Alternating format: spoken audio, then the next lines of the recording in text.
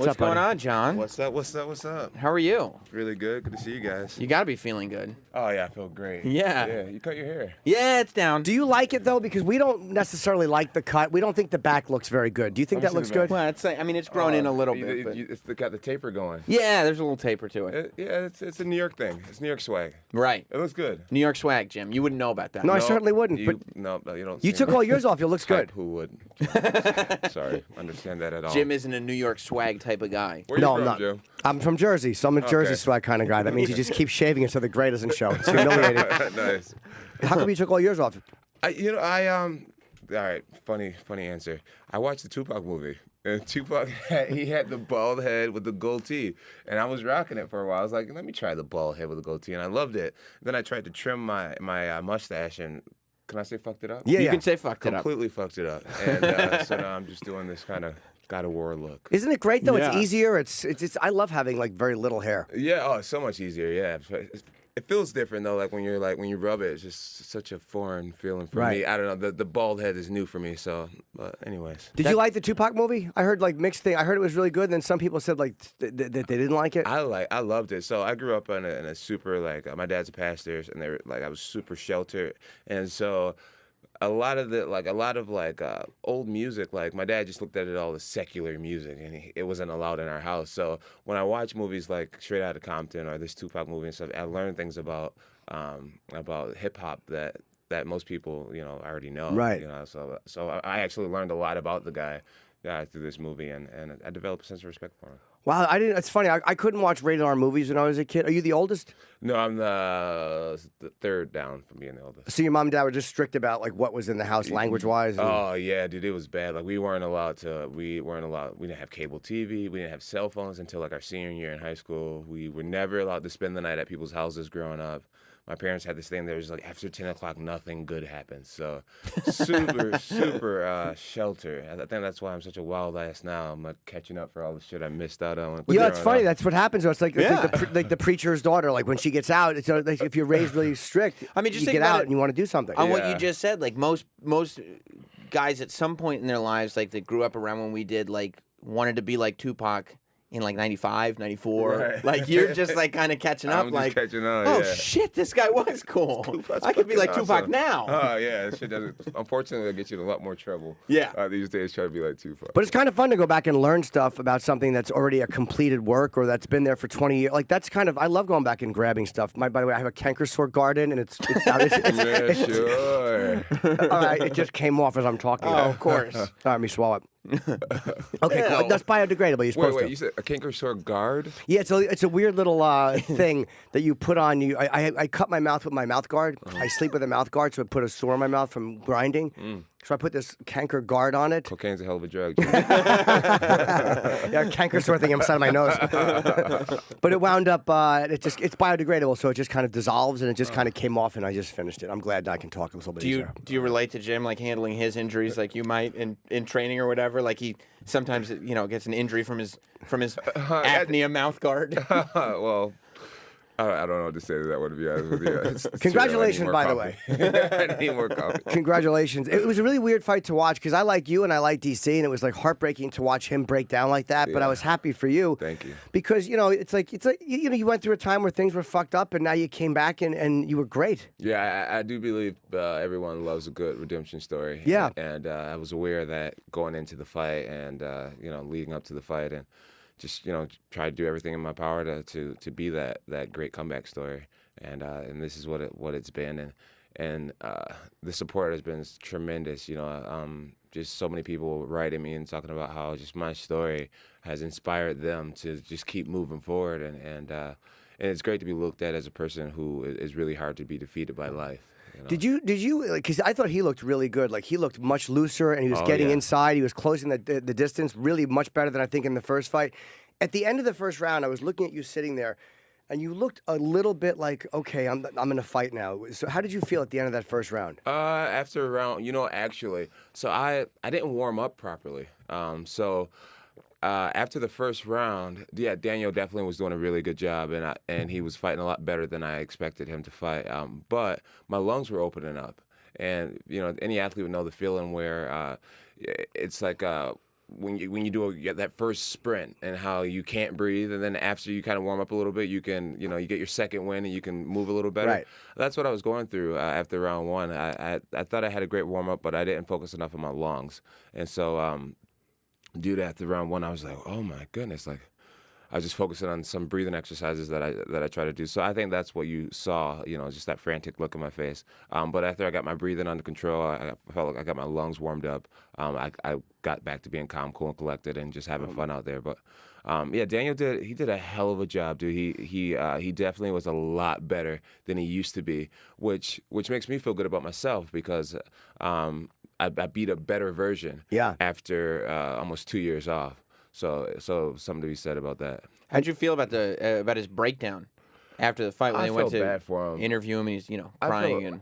I felt bad for him. At the end of the day, there is no mercy in combat, and I mean, I do feel as if he would have won, it would have been a complete different energy. It would have been in your face. I'm the champ. I told you, I was the greatest. And I mean, literally, like in round two, he was starting to talk to me. I've never had anybody talk to me during a fight before. He started pointing his finger at me and like, oh, you're missing, and saying all this shit during the fight. So, I mean, he was being arrogant, just thinking that he was going to win. I could only imagine the way he would have acted if he would have actually won. So, yeah, with that being said, I'm glad at the way that I handled the situation because it definitely it's helped me develop a lot of respect that I thought was unsalvageable, and obviously it wasn't. The respect and the just the fan support has been tremendous. So. And I had interviewed you on UFC Unfiltered. We were talking about you possibly moving up to heavyweight, and you said like, yeah, I kind of I've thought about it, but I want to make sure I pick the right guy. I don't want to go too heavy. I want to stay around 235. And then you call out Brock Lesnar, the biggest moose to ever fight in the UFC. What made you call out? I mean, is that just because that's a huge money fight? Yeah, it's a big money fight. It's like I think I was inspired by Conor McGregor, to be honest with you, to just dare and to reach higher. I mean. Me versus Brock Lesnar is somewhat equivalent to Mayweather and McGregor. I mean, a lot of people would assume that I would lose that fight. I mean, Brock Lesnar is super athletic. He was a Division I national wrestling champion. Yeah, he's older, but he's just a freak. I mean, he's a rare talent, and I don't know what the betting odds would be on that one. And so it's just like. It's like, you know what? Do the impossible. Be the David and David and Goliath story. Sure. Just the same way, McGregor dares to compete against Floyd Mayweather. It's like, you know what? If you come up short, at least you have more balls than the average American to even step in there. But I mean, if you win, just the glory that comes with beating a Floyd Mayweather or beating a Brock Lesnar. Right. It's huge. What weight do you walk around at normally? I walk around at about 230. Okay, so you'd probably be giving up 25 or 30 pounds to him. I wonder what he walks around at. I mean, he fights like, what, 265? I would imagine he's a fool at about 275. Yeah. Yeah. But he has to fight at 265. 265, yeah. Do you know what is the likelihood of him getting into an octagon is? Because like a couple weeks ago is when they started saying that he was going to start trying to campaign for eligibility. Yeah. And then, but like, this weekend, I was reading that he's not doing that anymore, and he's just using it as bargaining so he can stay with WWE. Interesting. Yeah, I haven't really looked into Brock Lesnar's situation too much. I know that once he enters the drug testing pool, he would have to complete 6 months of that. Right now, he's refusing to join in the drug testing pool. So. I mean, I'm not accusing him of being on steroids or whatever. I don't see why you wouldn't just start the process if you were being a clean athlete. But I don't know what's going to happen with him. But I know Brock's a great businessman, and I know he knows this will be huge money. And I'm 40 pounds lighter than him, so I'm sure that just the thought of being the first person to defeat me is really. It has to be running through his mind in the payday. So I'm sure the fight it's going to happen. It's just going to be a matter of time. So even like, let's say today, he was like, okay, I'm gonna jump into that pool. It's 6 months before he can even think about having a fight. Right. I see. But can you guys, if say he jumps into the pool now, can they at least book the fight and go, okay, we're looking at February? Yeah, I would imagine they could start promoting the fight just the same way I was promoting my last fight while I was still technically suspended. So yeah, I'm sure do that for Brock. Were you afraid at one point that your career was over? Did that and thought even though you know athletically you can still do it, was there that point like I've just spiraled and I can't get out of this? After the hit and run 2 years ago, I started thinking, man, there is no coming back from this. I mean, not to get into it, but it was so ugly. It was such an ugly situation, and I just felt like I was in an unforgivable position. And then I started getting talked to by mentors, and people was just saying, John, there's been so many athletes who's done so much worse. Not to compare yourself and make what you did any lighter, but I mean, there's been some athletes that's come back from terrible accusations or whatever, allegations, and so they was just like, what you did was a mistake. It was you being young, having too much fun. It's not like you are this malicious, terrible human being. You're just doing dumb shit, and you got to snap out of it and get back what's yours. And watching Anthony Johnson and Daniel Cormier fight for my title, and hearing these type of things, I just thought, man, you know what? I need to be out there. I started thinking, potential is the worst. To have talent and to not be using it, it's the worst. And I was just like, I'm gonna not only come back, but I'm gonna come back in such a triumphant way and just and try to live the rest of my life better ultimately. Because I mean, I think that's the real win in the whole situation is doing the right things moving forward. And so yeah, I to answer your question, I did think about quitting, but instead of actually quitting, like I think a lot of people would do when times go rough, I decided just to be on fire about life and about coming back and making it better than ever. And now we're here, feeling like I'm sitting on top of the world again. Well, it's hard too, like when you're such a young guy and like you're being considered this greatest fighter on earth. I mean, Tyson had a hard time with that. I mean, when everything is all of a sudden people are like, oh my God, this is the baddest man on the planet. I mean, this got to be difficult to not give in to any temptation. What did it? Because like you said, like you were raised without any of this stuff as even a thing. Like at what point did you start to become this party guy? I think just growing up kind of like, we were definitely underprivileged family, and I think a lot of people, well, me anyways, I always had this desire to be the cool guy, sure, to be popular and stuff like that, and I became cool, I became cool and famous and rich, and it was just like, wow, it was it was not a life that I ever expected to live, and slowly but surely it just became harder and harder to turn down having a blast. And it just sometimes it's that simple, right? It really is. I never got to have fun like this before, and now I just get to do whatever I want. Yeah, do whatever you want. You just find yourself around a different reality than most people ever get to experience. And being a small town kid who grew up simple, man, it was a good dream come true. But now I see the danger in that though, I'm grateful for all the struggles that I've been through. But you were not. I feel like my life experience is so high right now. You were not cool growing up. I mean, I was the prom king at our high school. Okay. So I mean, and you know what? The reason why I was the prom king was I wasn't like I said, I grew up super underprivileged or whatever. But I was the kid that was nice to everyone.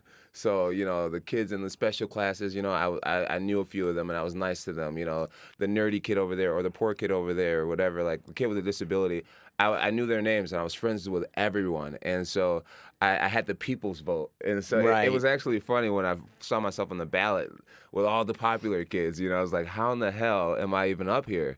And it was a surprise to everyone, but I ended up winning that. And it just showed, just...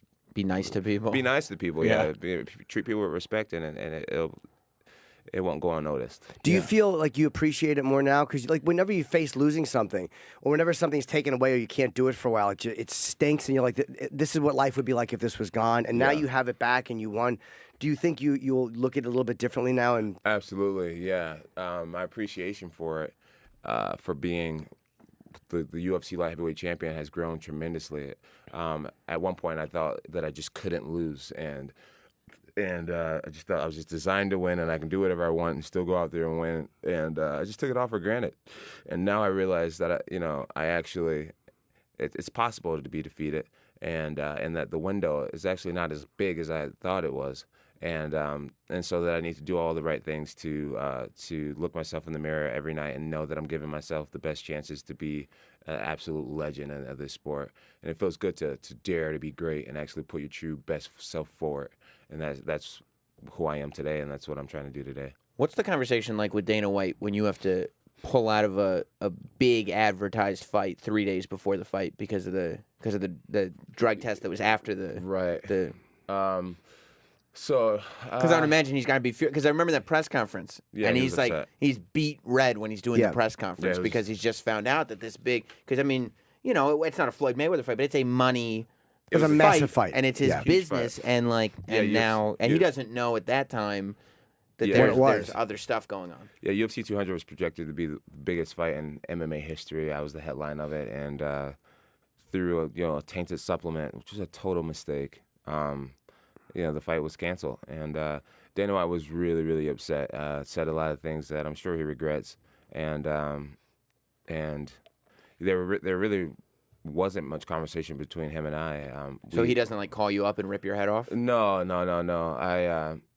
I mean, he definitely expressed to my team that he was disappointed in the way things happened, and tried to put it, tried to explain it to us from his point of view, saying, John, listen, there's a lot of sponsors and there's a lot of people who invest in these UFC events going down, and when the main event drops out, there's millions of dollars lost, and so we got that, and I've been super apologetic about it, but at the same time, it was a true mistake, and we live and we learn. Yeah. I mean, It was just bad timing too. Yeah. Because it was to come from a series of stuff that you were correcting, Right. for then that mistake to just happen right at that time. It was like, what it was the terrible. fuck? It was terrible. Yeah, because like I said, 2 years ago, I was actually getting in some real trouble, like legal trouble. I was living young, wild, and free, a little too free, and almost lost my freedom. Because wasn't of that. free. Yeah. It wasn't free. It actually. So like that was all 2 years ago, and then I did a lot of things to get back to being able to fight at UFC 200 a year ago, and then to take a male enhancement pill that was designed for your private life. Sure. To have that be tested and to find out that it was a tainted supplement, it was like none of the fans really cared to get into the court case and the science behind everything and how it happened, to actually realize, okay, this kid actually has never taken steroids. This was an honest mistake. Even USADA quote it, John Jones is not a drug cheat. This is negligence. He didn't realize that, or whatever. A lot of people they never cared to do the homework. So my image was that I had taken a steroid, and it was the biggest hit because I literally spent sleepless nights, figuring out ways to get back in the game, and then to have it all taken away with an honest mistake. It was terrible. It was something I had to really fight hard to get back from. But now we're here. And people don't understand what those with the pills like Viagra, Cialis, all whatever they are, or even the over the counter ones. That sometimes they're like, "What do you need that for?" It's like, no. Sometimes it's just nice. Sometimes I take them a lot. Yeah. I actually made myself stop taking them because for me it was like I began to rely on them, and I was worthless without them. So honest. Oh man, I love those things so much. So honest. Yeah. But they just give you a little extra oomph. But it doesn't mean that you can't function without them. No, absolutely not. I mean, your sinuses get messed up. I'm actually going to have my sinuses checked. How many are you taking? Oh, dude, it was back in 2003 when I went to Brazil with my friends. We were popping 100 milligrams, and it was ugly. Oh, it was ugly. He's taking them like multivitamins. You're the real deal. Over the counter 100 milligram Viagras. It was bad news. My manager over there. Wow.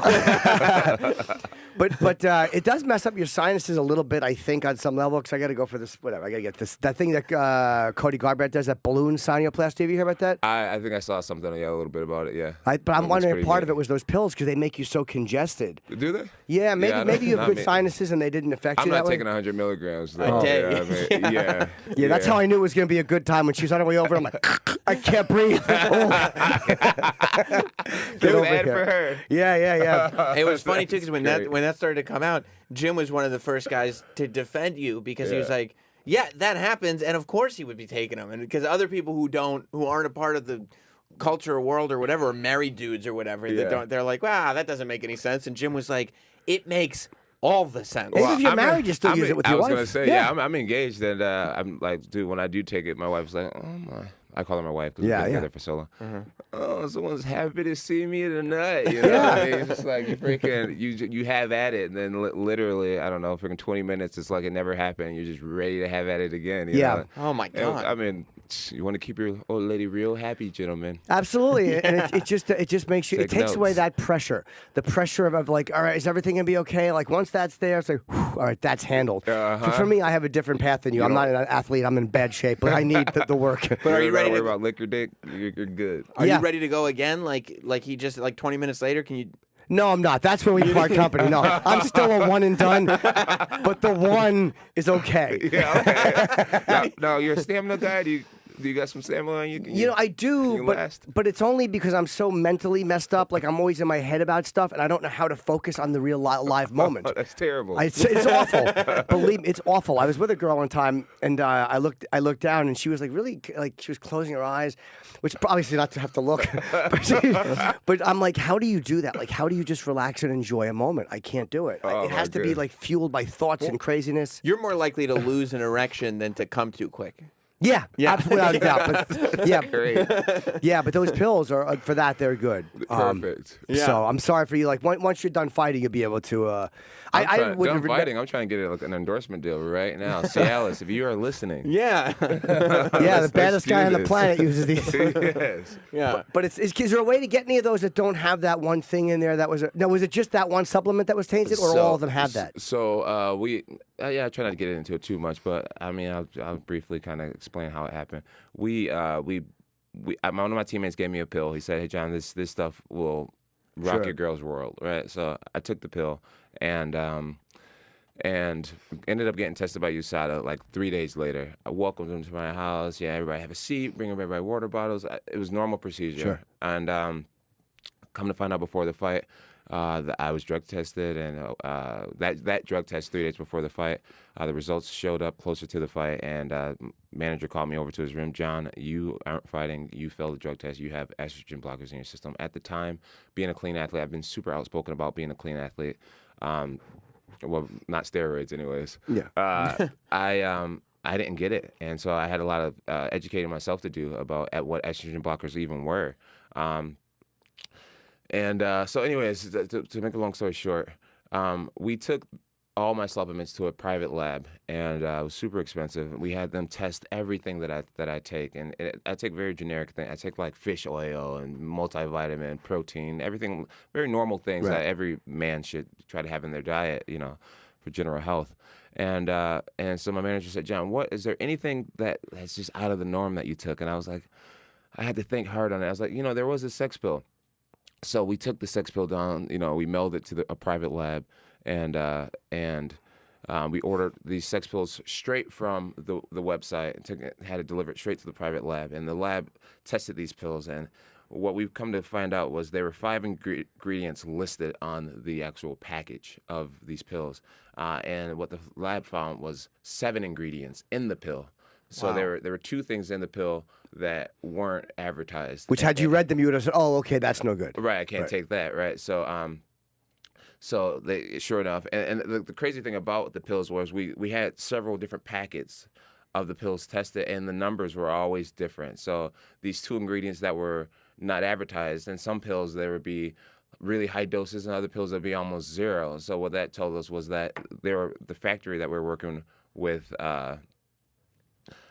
They're not cleaning their material, their machines properly, and so they're mixing several different supplements on the same machines, and so you're causing all your different supplements that you sell to be somewhat contaminated with things that aren't advertised. Oh, so wait, that stuff wasn't even in the pill. It was more because the factory was not cleaning the machines. Okay, right. So does that? Yes, it makes perfect sense. It's like when you get a juice from one of these trucks outside, right? And they use the same blender every time, and if you're allergic to strawberries, you better not use that truck. You're getting strawberry in your shit. And so that's what happened. And I'm grateful that USADA dug so deep into it, man. USADA's the real deal. Dude. Yeah. They're lawyers, and just the way they handle shit, it was real. And so I was glad to go against them, because what they actually got to prove throughout this whole process is that it was totally unintentional, and there were never any steroids involved, and it was an honest mistake. But they had to punish me because I didn't ask them, hey, can I take this sex pill? And so they said it was negligent for me to just take a random sex pill. Okay. Male enhancement without checking with USADA first. There's steps that we can take to avoid any of this stuff from happening. And if I would have said, hey, can I take this generic brand, this Cialis or this Viagra or whatever, they would have said, yes, this is clear, blah, blah, blah. But me, I took some off counter or whatever, a random male enhancement pill, and I could have avoided this whole situation by just asking them for the okay. How good did it feel to be vindicated, like in the eyes of people who go, all right, it was a dumb mistake, but it wasn't a cheat? Right. How great did that feel to have the proof from them? It felt amazing because I feel like there's been athletes who smoke marijuana or parties and throughout history, and it's definitely frowned upon, but it's forgivable. Yeah, you know what I mean. But steroids, every guy who's lost money betting against you, the little kids who thought that you were just a super hard worker, everything just becomes delegitimized. It's just like you never were this great that people thought you were. You know what I mean? Where like partying, it's like, dude, this guy can win while being a party animal. That's like he's a badass. Yeah, you know what I mean? But like steroids, it's like, dude, you're not a badass. You've been cheating, and it's just. It's just the biggest insult to be looked at as a steroid user. So it was phenomenal to have USADA themselves come out and say, well, it definitely wasn't steroids. And right. It definitely wasn't on purpose. It was great to be freed from that. Do you think it hurts the potential of you doing a Brock Lesnar fight because of what happened after Brock Lesnar's fight with Mark Hunt when they found estrogen blockers, but they didn't find it out till after the fight, so they weren't going to cancel the fight. But the fact that that's there, and a lot of MMA fans were like, oh, that's what happened. The pro wrestler came in and he was all juiced up. And Mark Hunt was pretty vocal about it too. Mark was pissed. He's still pissed. Yeah, Mark always lets you know pretty much how he feels. He was furious. Yeah. Do you think that hurts, like, the idea of this money fight happening because MMA fans look at Brock differently? No. I think I don't want to accuse Brock of being on anything, but I would say in his sport, I think fans almost expect that. And when you see these massive guys jumping off ropes and just like bodybuilding and stuff, like it's not talked about, but everyone knows how these guys are looking like that. So I don't think it will affect the fight at all. I think people want to see this massive freak do what he does. It's okay for there to be a freak show every now and then. Every now and then. I think as long as it's clean by the time the fight comes around, which USADA will make sure of, then I don't really think the fans care what he's doing to be the best Brock Lesnar in the WWF arena. I was shocked you called him out because Brock to me is I think there's nobody in the light heavyweight division you can't beat, and a lot of the heavyweights you can beat, but he's a scary guy because he puts you down and lays on you, and he's really good at keeping people down. I mean, he's a big. People say, "Oh, he's a pro wrestler," but he was a legitimate wrestler, man, and he held down Mark Hunt for 3 rounds, and Mark's a really strong guy. I think that's what makes the fight so great is the legitimate danger there. I mean, people really could see me losing that one, and if I'm not on my game, it's a fight that anything can happen. What you just said. He's a Division I wrestler, super athletic. He's no slouch.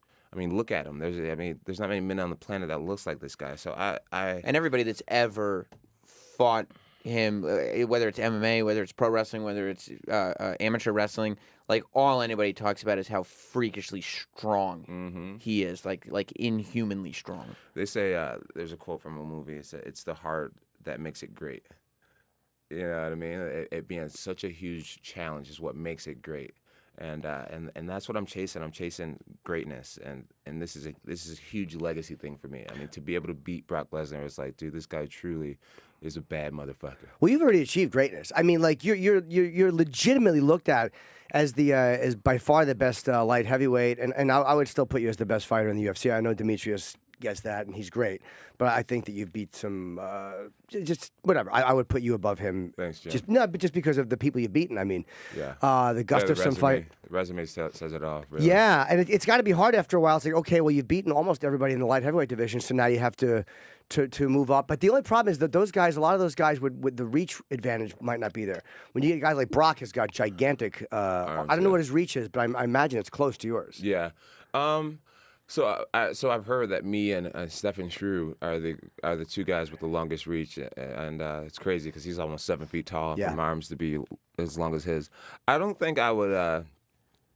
I don't think the reach would be much different. I think I would still have the advantage over most of them. I just think my presence wouldn't have the same factor. Like when I'm out there, just being taller than these guys, and I just got a big frame, you know. So a lot of times when they grab me, they feel like they're dealing with a heavyweight. Yeah. And I've grown up wrestling my older brother, who was always a heavyweight, and most of my teammates that I go with are heavyweights. So I just have a very big presence about me when I'm out there. I've noticed, you know, I appear bigger than people. And at heavyweight, I think that would be gone. You know, no more could I just clinch somebody up and just flip them to the floor and you make it look effortless. I would really have to be, my strength would have to be on a completely different level. My endurance would have to be on a completely different level to fight against these heavyweights. Everything I do would take double the energy, and so I would really have to be in tremendous shape to compete against these guys, which I'm not afraid of trying to do. Well, that was what I was wondering. Like when you call out a Brock Lesnar, or when it's just simply make that plan on going into the heavyweight division. Do you do it like with a strategy in mind? Like I know I can train, and this is how I would beat Brock Lesnar if he accepted this fight, or do you do it just knowing I'll be able to come up with a strategy before then? Yeah, I feel like stylistically, Brock Lesnar is a very winnable fight for us. I mean, the key to the fight would have to be just really just kind of just using my versatility on the feet and my speed. And then I have really good takedown defense as well. Gustafson's been the only guy to get me down, and I was just completely caught off guard, and I wasn't expecting a Swedish boxer to shoot a double leg dive. Completely caught me off guard. I don't think they have wrestling over there in Sweden. Yeah, it was, you know, so yeah, the key for Brock is literally to just really stick and move. And then I wouldn't be surprised if I got him down. You know, I have a lot of unconventional trips and takedowns that I pull off on heavyweights all the time. And yeah, I wouldn't be surprised if I took down Brock and finish him off with a submission and things like that. So. And how was it after the fight, too? I saw your video at The Rock. That was a fun video to watch. Had you met him before, or was that your first time interacting with him? That was my first time meeting The Rock, dude. It was such an honor. I have so many friends that worship that man. I mean, he's a true idol to so many people of so many different ages and races and countries. Yeah. I mean, he's like one of those, he's like a Michael Jackson-like figure on the planet, like just loved by millions and millions and millions of people. And so to meet him, you really, for me, I felt like I was in the presence of true greatness. This guy is so great, and he was just so kind. And one of my favorite things about meeting celebrities is when you meet ones that are exactly the way they appear to be and why you love them from across the TV screen. Yeah. And he was everything that I was hoping that he'd be, just super genuine and just a nice guy. It was an honor to meet him. Do you ever care who's in the crowd when you're fighting?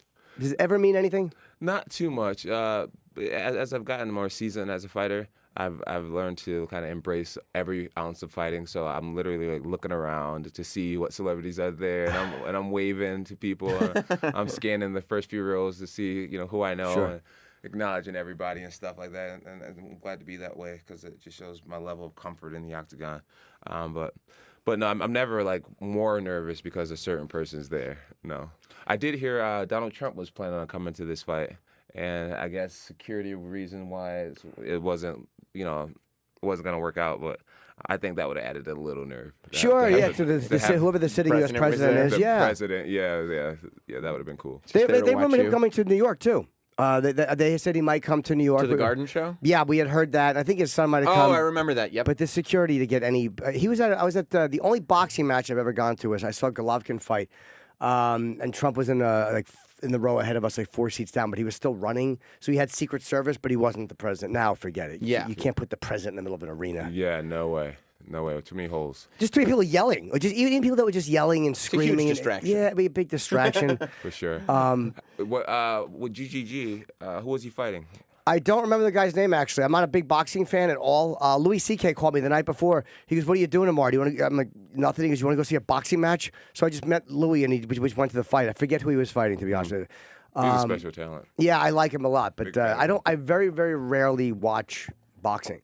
I stopped years ago because of MMA. I just enjoy it much more. What's your prediction with Mayweather, McGregor? Mayweather. And it's not because I don't like McGregor. I never liked McGregor because he always beats up people I like. Like, I like Eddie Alvarez. At least you're honest. Yeah, but I mean... Good luck trying to get him on your show now. No, I would love to interview him because I think he's great. I mean, the guy's a great fighter. That fucking second Diaz fight, the fact that he lost and then came back and won a 5-round decision, I mean, was incredible. The guy's... He's phenomenal.